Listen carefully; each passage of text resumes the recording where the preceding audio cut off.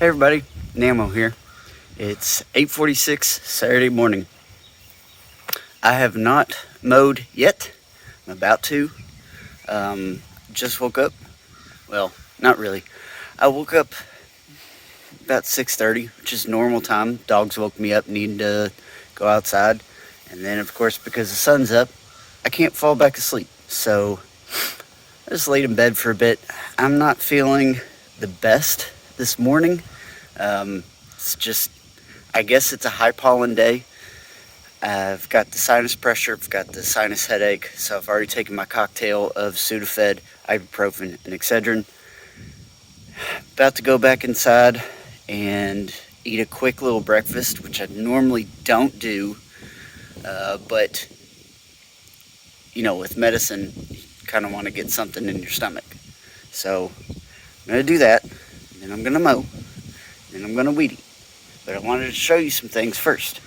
So I realized editing the last vlog, I had said, hey, I'm going to go repot these trees. But I didn't show you any of it, or the finished product. So here are the trees that I repotted. They were in, let's see, these bigger ones like this elm and that maple were actually in these pots. But I put them in the bigger ones. These red buds right here were in some of these 1 gallon buckets, which are these size right there. I mean, that's not it. That's those salmon seals have been in those pots for a while, but the red buds were in those little 1 gallon pots. So I took the pots that these bigger trees came out of, put the red buds in it. That was also, this tulip poplar was also in a 1 gallon pot, but it is a large tree. A maple is a large tree, and an elm is a large tree. Red buds, they can be small to medium sized trees, so I don't want to pot them up into big pots just yet. But giving them enough room for their roots, that tulip poplar should get pretty big this year. Of course, you can see the wind's blowing, and it's a little bit tender. So hopefully it'll grow straight as an arrow this year. And the hope with having these put into bigger pots is that they'll get more root growth, which will accelerate above ground growth. So I want these to get bigger. Right now, the elm and the maple are the size that I originally wanted to start planting out in the backyard. Now, like I mentioned in the last vlog, I put a bunch of trees out that were 2 to 3 feet tall, like these are, and the deer have eaten them up. They're either dead or coming up from the bottom, which is not exactly the best thing. You want that central 1 liter trunk. These trees typically are not the kind of trees that do well with multiple trunks. So if the top gets cut out, it tries to send 1 liter back up. Now this maple did get the top cut out of it last year because it died. So I cut it right above some healthy buds. So it actually has 1 central trunk right now, but it also has 2 little water suckers coming off the side of it, which I probably need to clean off. I've also realized this year it is a silver maple, as you can tell by the, excuse the sunlight, silvery color under the leaf. I don't know if you can see that very well, but yes.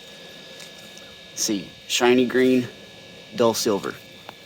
So they're not the best maples. They're not my favorite. I really don't like them. I would prefer not to have them. But they are beneficial in some cases. I don't like them because they're fragile and weak. Kind of like the locusts that are in the backyard. Kind of like the Bradford pears that are plaguing America. You gotta stop planting Bradford pears. They're germinating into calorie pears, and they're becoming a nuisance. Anyways, water maples, yeah, silver maples are also called water maples. They tend to send out a lot of water shoots, which are fast growing, very brittle limbs. They send them out from everywhere, roots, trunk. A limb can get broke, and then it just like, you know, like the what was it called? The walloping tree, I think it was, in Harry Potter. Like, it was the branch and then just a big ball at the end with a bunch of branches coming off of it. That's what silver maples, water maples do when the limb is damaged. It just gets this big hunk of, like, it's like scar tissue for humans. And then it sends out a bunch of these water shoots, and they're really brittle. They do not last. They end up choking themselves out. So then all you've got are these little dead branches that tend to fall off. They're not really the best trees, but I still prefer them over locust trees, so I'll at least give this one kind of a chance. The other thing I wanted to show you, which you're not going to be able to see very well, I had mentioned getting some plants from work. These are some of the plants that have come out of, that's a weed. Some of the plants that came out of what we call the new garden. The new garden is the newest garden that was installed on the premises. And that was installed before I started working there, which was 9 years ago. So it's about a decade old. So it's not new, but it is the newest garden. So that's what we call it. And it's filled with native plants. These are rattlesnake masters. These are blazing stars. That's beard tongue. It's already blooming. This is golden Alexander. These are black-eyed Susans, asters. I want to say New England asters. And then this is Culver's root. So what happens, since these are native plants, they love this environment, so they thrive. They do become weeds. Now, you can throw that term around a lot. It has a very broad spectrum. A weed can be anything that doesn't belong in that space. So if you have a bed full of, like, let's say hostas and lily of the valley and mums, anything other than the hostas, the lily of the valley, and mums is weeds. You got a tree coming up through it, that's a weed. If you have another bed that has irises in it, and some of the seeds get into your hosta, lily of the valley, and mum bed, and an iris starts coming up, guess what? It's a weed. So these are also clumping plants. So they all clump together, make a massive mound. So they need to be thinned out. Now at work, when we thin something out, we tend to throw it in the dumpster.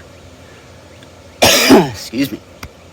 We had a compost pile that we used to throw stuff in, but we had to remove the compost pile.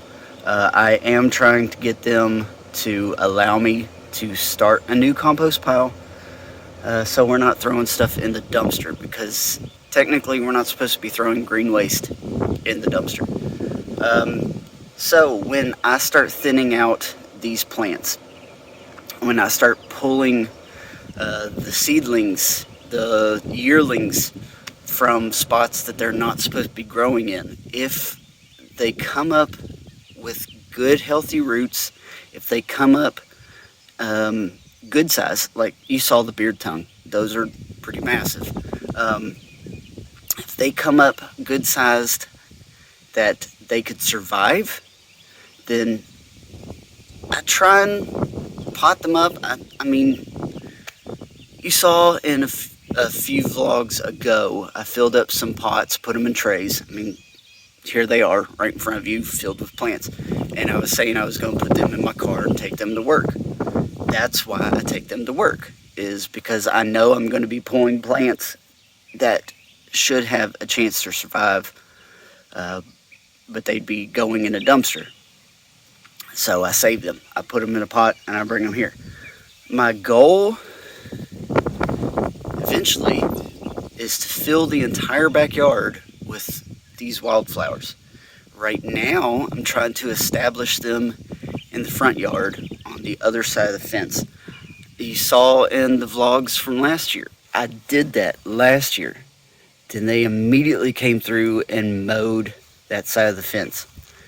They left the top maybe 2 to 3 feet from the fence. They didn't touch it. So these have been sitting in these pots for a week. They've perked back up. They were wilted because I destroyed the roots when I pulled them up. But as you can see, they're all standing up. They're all looking happy. So what I want to do today is take them down there on the other side of the fence, up close to the fence, where they're not going to mow them over and just plant them randomly. It's supposed to rain tomorrow. You can probably tell that by the wind. I'm guessing you're hearing it through the mic. But it is windy. The humidity is really high. We have had 2 thunderstorms this week so far. We're supposed to have another one tomorrow. And I mean, there's not really a cloud in the sky right now, but the humidity is high, the wind is up. That usually means something's brewing. So if I get them in today, I can give them a little bit of water, because these water barrels, if they sit too long, they become green water. I need to start emptying those out, meaning I need to use it. I haven't had to use it because we've had so much rain that these plants haven't needed to be watered. Last year I emptied it out quick because I was watering these about 2 to 3 times a week. So I'm not doing it as often as I did last year because we're getting more rain. But once I put these plants down there alongside the fence, I can take the hose and go down and water them throughout the week. When I get off work, just grab the hose, give them some water before I go inside and take a shower. That way I can get them established. Because the plants that didn't get mowed over last year didn't really come up. We've got some Ohio spiderwort. I can show you that real quick. So that little tuft right there is Ohio spiderwort. There's another one. I don't think you can see it right there. There's another one down that way. There is a golden Alexander at the very end. It is already bloomed. This right now is the biggest Ohio spiderwort, and it is about to bloom. All the others have bloomed. You can see the flower head right there. It is about to bloom. Those were the only plants that really survived last year because I didn't water any of them. And of course they came in and mowed 2 to 3 times. I weed eated and I wasn't paying attention and cut the heads off of a lot of stuff last year. There's also a spot, so you can't really tell from the camera, but you see all the plants, they end pretty much right there. That's the Ohio spiderwort that's on the other side of the fence. Actually, there's some right here. So right about where I have that red twig dogwood, down to a little bit past that other red twig dogwood is a dead zone.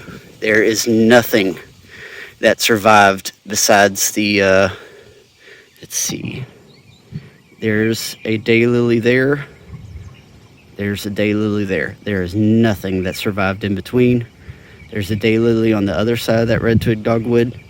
There's really nothing there until about right there. Excuse my hand. It is starting to shake for some reason. But let's try and settle this. That is complete dead zone. I'm not sure if you can tell, there's a dip in the yard there, and even on the other side of the fence, there's nothing there, not even one of the Ohio spiderworts. When I take these plants that I got from work and put them out on the other side of the fence, I'm gonna avoid that dead zone completely, because I want this stuff to establish. Everything there clumps together, so it'll multiply by the roots, so we'll get big clumps of them. They seed out really well, so we'll get seedlings, just random seedlings. And my hope is that these few, mixed with some more that I'll be grabbing throughout the summer, pulling weeds and everything, mixed with all that, they'll end up seeding and populating that entire fence row. That way cuts down on my weed eating, and hopefully they'll notice that it's not grass and they won't mow it. I have no idea how to get them not to mow. I can put up a sign that says do not mow, but I think if it's not official, then they won't pay attention to it. I'm not sure. I need to research getting a hold of somebody with the road department and see what I need to do to get them to not mow that. That way the wildflowers take over. Because no matter where you are, we need to repopulate the wildflowers that have been destroyed through our building, our construction, because we are losing important pollinators. If we decimate the population of important pollinators, we're pretty much killing ourselves. So I want to establish down there by the road first. I'm continuing to work on the backyard to make sure all that goldenrod's taken care of. Yes, that's a wildflower. Yes, it's a native plant. I don't like it because it messes with our sinuses, so I'd like to eradicate it from our backyard and then put in good wildflowers that aren't going to mess with us. So that is my plan for the backyard, and because I have an acre and a half, that is my plan to kind of set up an unofficial wildlife sanctuary kind of thing. So that's what I want to do. As far as anything else I do today, I have plans, I have wants and aspirations. Does that mean they're going to happen? No. But I need to pull more weeds down there in the plant beds. I have a couple trash bags of just stuff that I have brought home from work that we were going to, like I said, throw in the dumpster, but it's better suited in a compost pile. So I've got 3 bags, 3 60-gallon bags full of stuff to throw in my compost pile. That way I've got really good soil compost for next year. There's a few things I want to do. So here we are at the compost pile, and you can see behind it is just this grove of trees. Now this is where, when they built the house, they just bulldozed all the construction crap. Bricks, chunks of concrete, a lot of this creek rock, slate rock. Not slate, it's not slate, it's like sandstone, I think. That's just what's under all the ground around here. So you see all these little trees. These trees that are growing up through here are not going to survive. They're just eventually going to be choked out by all this rock, and they're going to fall over. The other thing is, this is grapevine, wild grapevine, which is just a nasty, nasty thing. We have tried to pull it, we've tried to get rid of it. It keeps coming back. So right about here, all the way over, I want to get rid of all these trees. I mean, they're going to eventually die themselves because they're growing up through rock. And they're also creating, like, see, there's grapevine growing up through that one right there. They're creating a bed for this grapevine. If I remove all these trees, I have this bald area where I can just come in with Roundup and spray this grapevine to finally, hopefully, eradicate it, and then let, nature come back to it. Now, there are some trees, like this box elder tree, that isn't really being choked out by rocks. I want to try and keep them. That one's already being taken over right there. You can see it. See the 3 leaves? Actually, no, wait, sorry, that is part of the box elder. There's poison ivy here. I thought it was crawling up into it. But I see some of the grapevine growing up into it. I would like to try and keep that box elder because that is a good tree. I still haven't figured out exactly what this one is, but again, not being choked out by rocks or anything. It does have grapevine going in it, so I would like to keep those 2. I'm not sure if it's going to happen though. I've also still got my dad's chainsaw, so I'd like to cut down some of the locust trees back there because I have a project. I have this door, this solid wood door that we had gotten to use in the house, but didn't have a place to put it. We ended up not using it, but it's just a solid slab. Would be a great workbench tabletop. So I want to cut down some of the locust trees and some of the thicker trunks. I would like to cut to the same length and then screw to the bottom of that door and then stick it in that shed to be used as a workbench in the shed. Then of course, I haven't been able to really afford mulch to put down on top of the plant bed down there where I'm pulling weeds.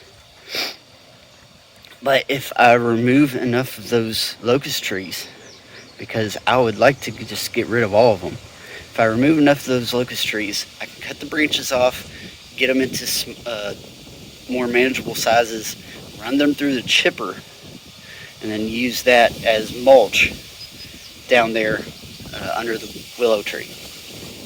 More economical, for me, way of getting mulch. So I'd like to do that, but I'm gonna run out of time today. I'm gonna run out of time tomorrow. Like, everything I want to do is not gonna happen in a day. So right now I need to just go start mowing. I need to put those plants out. I need to pull some weeds, and then if I can, take the chainsaw, clear out that hillside. I can use that stuff, chip that up, use that as mulch, clear out some of those locust trees, even if I have to drop them and leave them for a later time. I can do that too. I've got all day. I don't have anywhere to go, nothing to do today, outside the house. So I'm gonna try and do everything I can. Said I really need to go get like a small amount of breakfast. I think that's why my hand was shaking. It's because I took the medicine and I have no food in my belly. So I need to go do that before I start really shaking. So yeah, I need to go take care of myself, and then I will give you any kind of updates that come around. I'm gonna try to actually get video of stuff as I'm doing it, because I've gotten into an issue where all I do is talk and then I show you guys what I did, and I don't even like watching vlogs like that. So I'm gonna try and get you guys some footage. As you can see, I've finished mowing.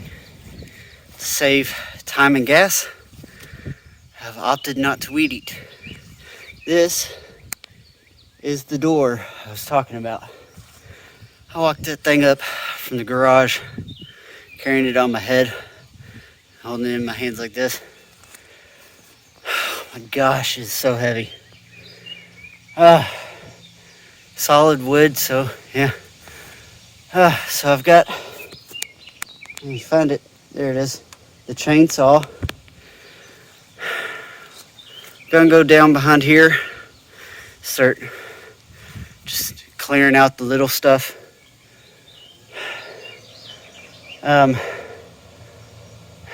Actually, probably because of the, you might not be able to see it, because of the shade from the trees about halfway down the fence line. Probably should go ahead and put those plants in and then worry about chainsawing. So I really want to get those plants in today, so I need to do that now. So I'm gonna actually do that. Oh, the breeze feels really good. Man, it is so humid. Mowing kicked my butt. Sat down for a bit, drank some water. And then this door kicked my butt. So, let me go get the little trowel. Set out those plants. Give them a drink of water. And because that's not that strenuous on me, I'll just enjoy the breeze and kind of rest up for a little bit while doing that. And then I'll take the chainsaw to the backyard. I don't think I'm going to get any chipping done today. I'll probably just bring up what branches and stuff would go through the chipper, put them in a pile right here, so that next weekend I can worry about chipping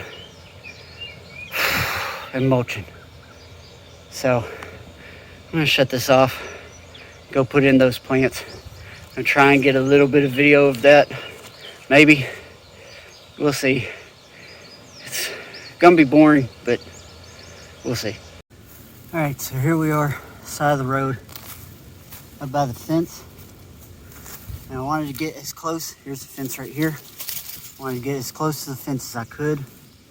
Still have some space in between, because the bush hog that they use to mow stops about right here. So all this is left free all the way down. Like I said, it's about 2 to 3 feet. So right here, cleared away some of the old dead, I want to say thrush, but it's not, thatch. So exposed top of the soil. Now, like I said, it's been raining off and on all week.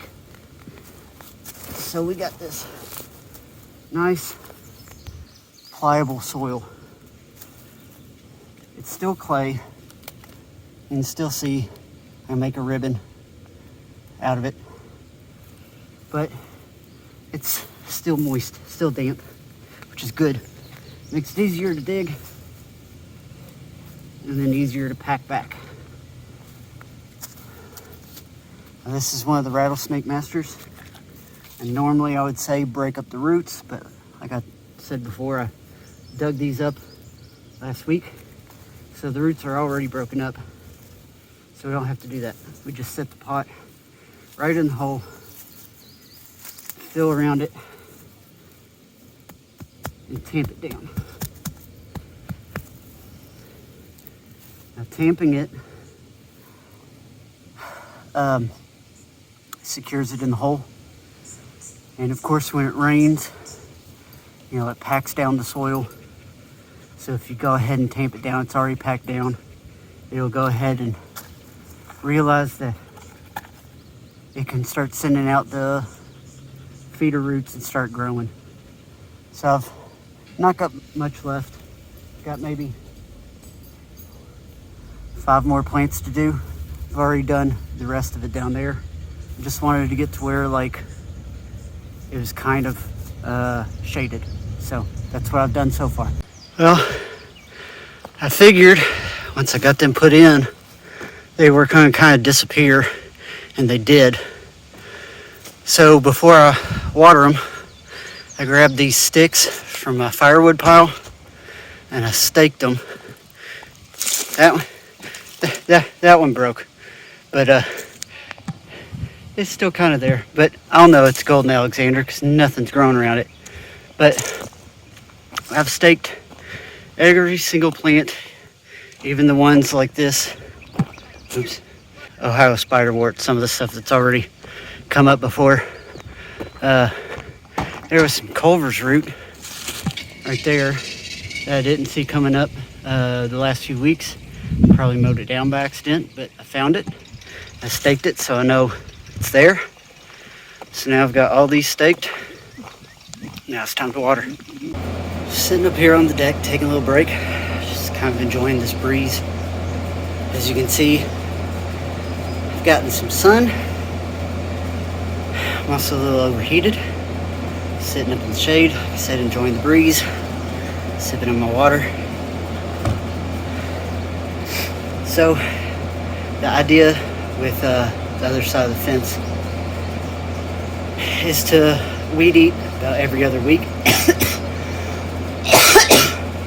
Excuse me. Some of the grass grows really quick, so it'll probably swallow a lot of those smaller plants like the rattlesnake master. When they are full grown and healthy, they're a lot bigger than the grass is, but right now they're excuse me, seedlings, yearlings, so they're small. So put the stakes in, kind of mark them, so when I do weed eat, I'll know where they are and I won't weed eat them down. While I'm taking this break, might as well go ahead and say, if you like this video, give it a thumbs up, share it with your friends, comment down below. Like I said last time, I'm thinking about doing like a Ask Me Anything. Just leave me a question in the comments. I'll jot it down and I'll answer it in the next vlog. So far, I haven't gotten any of those. Haven't gotten any questions, haven't gotten any comments. So get verbal down in the comments. Let me know what you like, what you don't like. Ask me some questions, stuff like that. Follow me on Instagram and Twitter. My handles are at the end of the video and the outro. My links are in the description. Again, I've got a link in the description for the Discord. Join in there, and that way you can get a hold of me easier.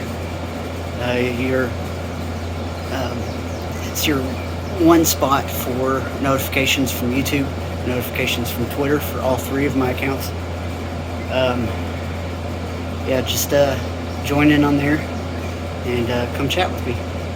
I'm going to enjoy this breeze for a moment. So I just finished watering. The hose was able to reach everything to the first part of the dead zone, about there. Of course, all the rest of it here that I've planted right down here I couldn't reach, so got a watering jug and gave a full water jug to each of the plants.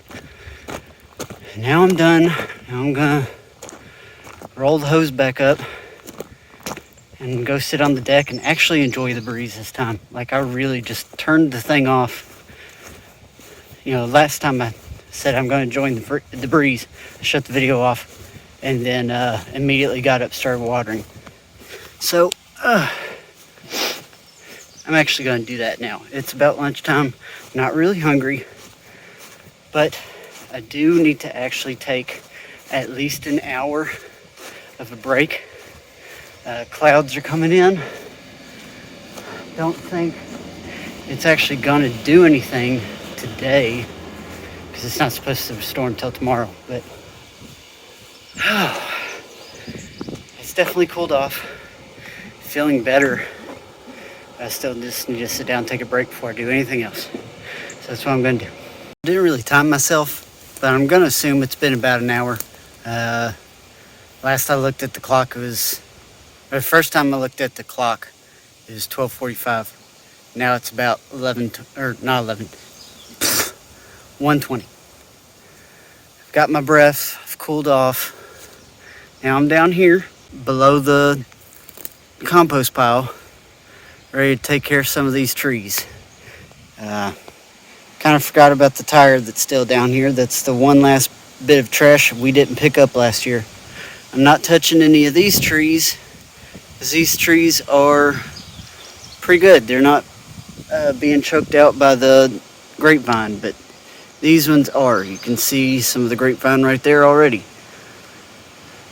In my little break, I checked the weather because some pretty dark clouds rolled in and the sun went away and temperature dropped.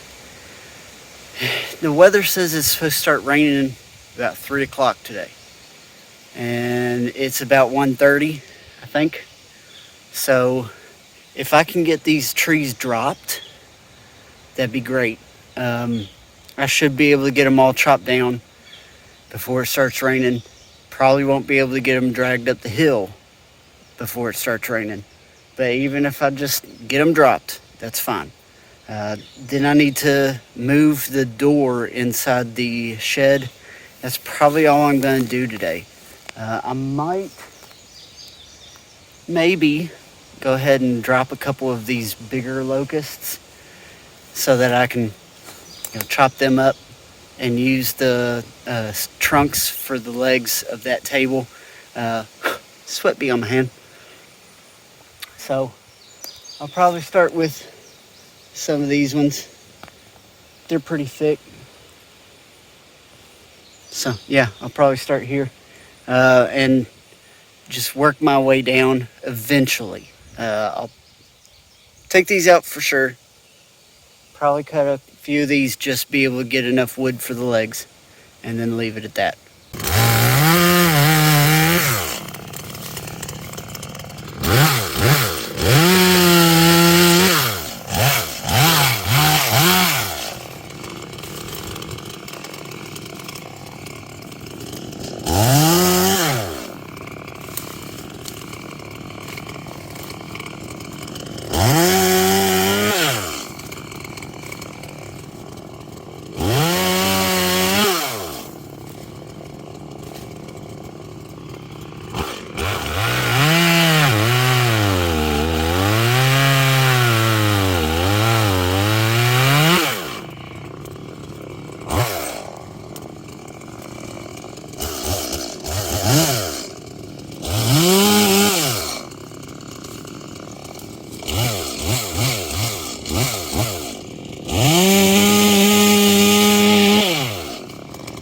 Well, ran out of gas. Had maybe 2 or 3 more trees that I wanted to cut down back there. We've got some clouds running in, wind picking up. Since I turned off the chainsaw, I can hear that there's thunder rumbling. So yeah, it's coming in. So I'm not even going to worry about gassing it up and getting those next couple trees. I'm just gonna stick that door in the shed, probably call it a day. So I'm worn out. I'm absolutely worn out. So this will probably be it for the vlog. So thanks for watching, and next weekend is Memorial Day weekend. So I'm not sure, actually this comes out the Friday before Memorial Day. I'm not sure if I'm going to be doing anything. I'm not sure if my family's going to be doing anything. If we're doing something with my family, I'm probably not doing anything. Pretty sure I've got all of Monday free and Memorial Day. So if I do anything, I'll record it and try to get a vlog out to you. But just know, because of the holiday weekend, it's a possibility it might not happen. So, thanks for watching. We'll see you next time. It literally has not even been 10 minutes, and it just opened up. Oh,